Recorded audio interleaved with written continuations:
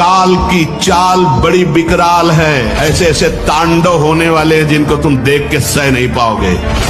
ये माया का तांडव है, देख लेना आगे चलकर आभास होता है। ये माया के ऐसे तांडव होने वाले हैं जिसमें पिस जाओगे, बचना मुश्किल हो जाएगा। यही पंचभूत जो हम अहम माने हुए है कि मैं शरीर, यही तुम्हें नष्ट करेंगे।